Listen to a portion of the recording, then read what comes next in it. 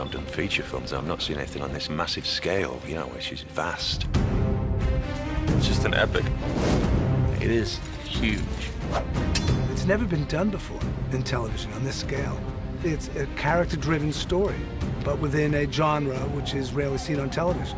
It's an epic fantasy. At the core of it, there's a conflict for power. It's rich in a way I've never seen fantasy be rich before. It's got a brilliant combination of the fantastical and the real. It's very much based in character, and then slowly, as the season progresses, we get to see more and more of this magical world. It's got action, it's got adventure and love and passion. Betrayal and greed and murder and sex.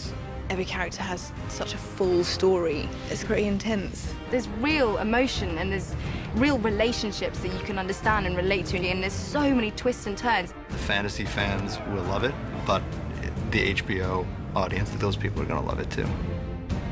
People are going to fall in love with these characters and become afraid for them, and they should be afraid for them. Nobody's safe. When you play the Game of Thrones, you win or you die. There is no middle ground.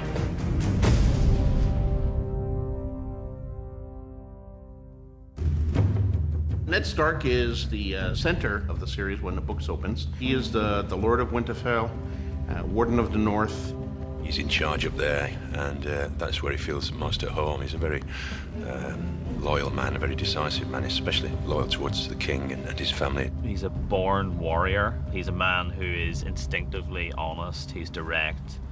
He speaks as he feels and acts according to his conscience. It's his insistence on doing the right thing in a very corrupt world that imperils the things he would try to protect. He's married to Catelyn Stark, and together they have a number of children.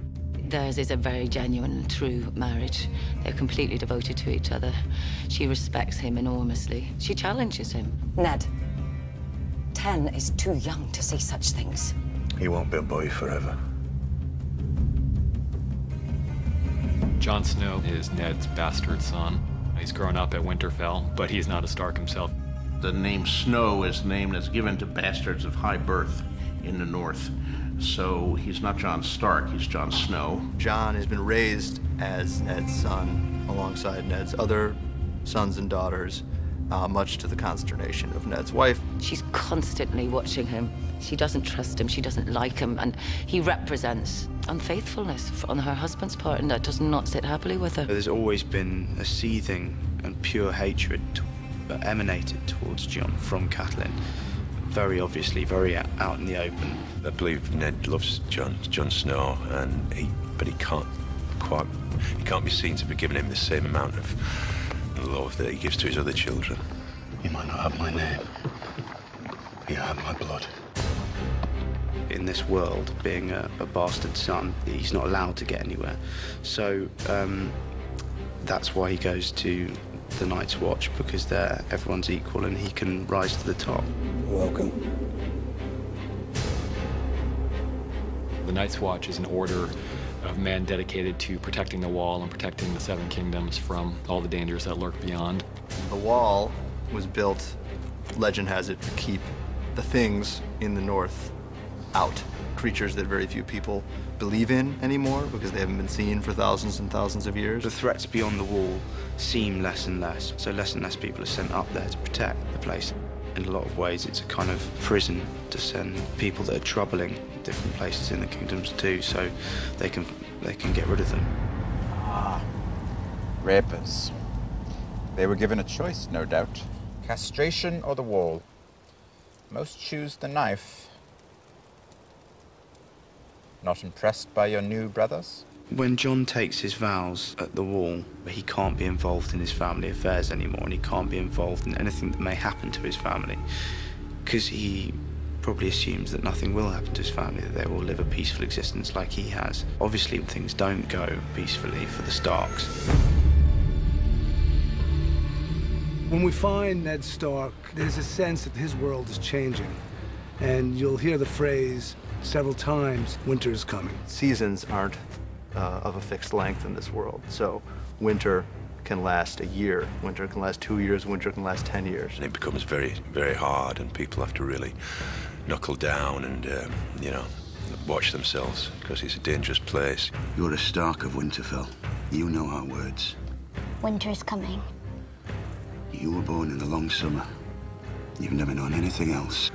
But now winter is truly coming, and in the winter, we must protect ourselves. Ned Stark leaves Winterfell because King Robert has asked him to become the hand to the king. I need you, Ned. Down at King's Landing, not up here where you're no damn use to anybody. And Robert and Ned have a relationship that goes back. They grew up essentially as brothers. They fought together and waged the revolution that raised Robert to the throne. They have a very close relationship and a trust above all else, I think, between each other. Robert is grown fat and lazy, and he's taken his eye off the ball. He realizes that he needs somebody to watch his back, and the only person he can trust is Ned Stark. You're a loyal friend. The last one I've got. Robert's a good guy in some ways, but he's someone who is much better fitted for winning the crown than he is for holding it. He likes getting drunk and chasing women. I believe that Cersei really loved Robert in the beginning and thought that they could make it work. She's never been very close with her husband. It was very much a political marriage and hasn't been a great emotional success. It's just born of misery and they're used to it now, and that's how they sort of continue and how they live their day to day, and it's all they know of each other. How long can hate hold a thing together? Well, 17 years is quite a long time. Cersei is a rather ruthless player of the Game of Thrones, and her concern is very much, as queen, is to eliminate any threats to House Lannister. The Lannisters, they're the richest family, and so they have a lot of power, even over people that are enemies, but they owe us money, so we have, good grip on them. Have you ever heard the phrase, rich as a Lannister? I am a Lannister. Tyrion, son of Tywin. Tyrion Lannister has had a very complicated upbringing in relation to his father and his sister because of his size, and his mother died when he was born. So there's a very dark cloud hanging over him. Cersei despises Tyrion. She blames him for the death of her mother, and Tyrion is as wily as she is. And so I think she's very threatened by his calculations. He has 0 powers with sword, so he has to defend himself with his wit and charm. Unlike Jaime. Jaime is one of the members of the King's Guard, an elite order of knights who are the Secret Service, if you would. Jaime is somewhat infamous. He's called the Kingslayer because he actually killed the king that he had sworn to protect.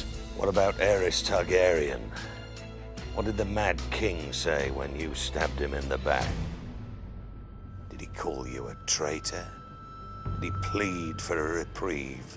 It's because he broke that code when he killed the previous king that he is considered not quite trustworthy. He loves his sister Cersei. She's kind of the only one who really knows him and accepts him. She trusts Jaime over everybody else, although there's a definite sense with Cersei that if it will further her game of power, she'll get rid of anybody. It doesn't really matter. Everyone who isn't us is an enemy. Joffrey is a pretty mean guy. As a prince, he's pretty pompous and arrogant. Joffrey is an evil child, and scary and twisted. That was my lady's sister you were hitting. Do you know that? Stop it! Arya, stay out of this!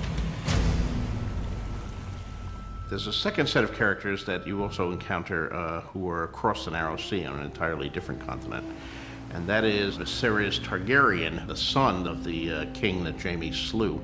And his sister is Daenerys. Viserys Targaryen has spent his entire life trying to get back the Iron Throne, which he believes was stolen from his family. When they write the history of my reign, sweet sister, they will say it began today. Daenerys is being wedded off to Khal Drogo, who is the lord of the Dothraki, or a nomadic warrior tribe.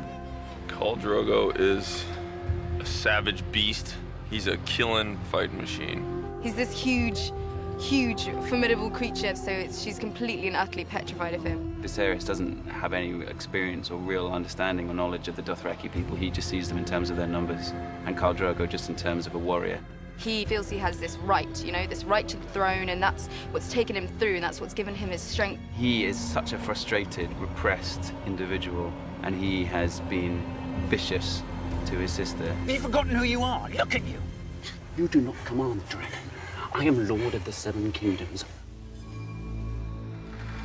Meanwhile, far to the north, beyond the wall, which is the boundary of the Seven Kingdoms, in lands of perpetual ice and cold, a supernatural threat is stirring after centuries of sleep. The things you speak of, they've been gone for thousands of years. They wasn't gone, old man. They were sleeping. And they ain't sleeping no more. Game of Thrones is a fantasy world, and there is magic, but it's not about monsters, it's about humans. Although there is magic, it's peripheral, but you know it's there, which makes it believable, accessible. We have created a world that is, on one hand, very recognizable. At the same time, it has been peppered with fantasy elements. And the way those two things come together is going to fascinate people. The palette is varied and fascinating. You've got the northernmost kingdoms being covered with snow and all this harsh landscape. You've got sort of the middle kingdoms, which are lush, and then you've got southern, sort of dry, arid, deserty sort of places. We had researched probably 14 different countries before we settled on Northern Ireland and Malta. The decision to shoot in Northern Ireland was predicated on being able to find a wide variety of locations very close to Belfast. There are mountains, and there are fertile green fields, and there are beautiful old-growth forests, and there's just such a range of environments. The great thing about Belfast is you've got the paint hall where we've been filming, which is just the biggest set you've ever seen. And then they find these incredible locations. Certain areas just lend themselves, they just look so spectacular that you know that if you could get the story into them, that would reflect amazing Irish landscape. Gods, this is country. I've half a mind to leave them all behind and keep going. What we've tried to do is be as eclectic in our sources and our choices of references for everything, whether it's costumes, props, set, locations we've chosen. All the worlds that I adore, I've managed to kind of go into and pluck out bits that I think have become appropriate for all our different worlds that we're trying to create. We went a lot of Far Eastern, bit of Moroccan, African, traditional medieval, but not trying to go for that ye olde English look. But if you mix it up enough and don't use too much of one culture, then it works. Gemma was very clear that she wanted to give every world its own distinct feel. So when you're at Castle Black, you know you're at Castle Black. You're not going to confuse it for Pentos, and you're not going to confuse it for Winterfell. The Winterfell of any of them is probably the closest to a kind of traditional Northern European world with kind of thick, strong castle walls and big stone. And I just really looked at the kind of northern castles, etc., of Europe. The north is a little bit Scandinavian, but really that's the closest you get to grungy, old-fashioned medieval, because it's dour and dark and nasty. The north basically have to clothe themselves with products they can get within a 50-mile radius. There's not much trading, so they tend to wear greys and blues, quite murky colours. It's very leather-based, very practical, lots of fur. It's a direwolf. There are no direwolves south of the wall. No, there are 5. The direwolf's not been seen for many years around Winterfell, and so it's kind of an omen, a dead direwolf that's just littered the birth of pups. And, you know, it's a massive creature. The direwolf is our banner, our sign. There are 5 pups. One for each of the Stark children. We were meant to have them. It's obvious to John at that point what this means. The direwolf is the sigil of the Stark house, that there's 5 of them, that there's 5 Stark children. This is clearly a sign. These are all Inuit dogs, which is a breed that was developed basically to have a dog that looks like a wolf. The dogs are supposed to rip people's throat out and eviscerate people. We teach them to do things that will make them look like they're attacking. And then otherwise we have ravens, and they're actually as trainable as a dog. They're a lot of fun. Several times we were having them do big flying scenes.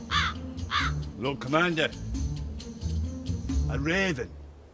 Castle Black is the furthest north that we go at the moment, and sits at the bottom of the ice wall. And it's supposed to be grim. You get the feeling the whole thing's gone to rack and ruin. Castle Black is historically supposed to be a place that was quite grand, and it's sort of faded and fallen into disrepair.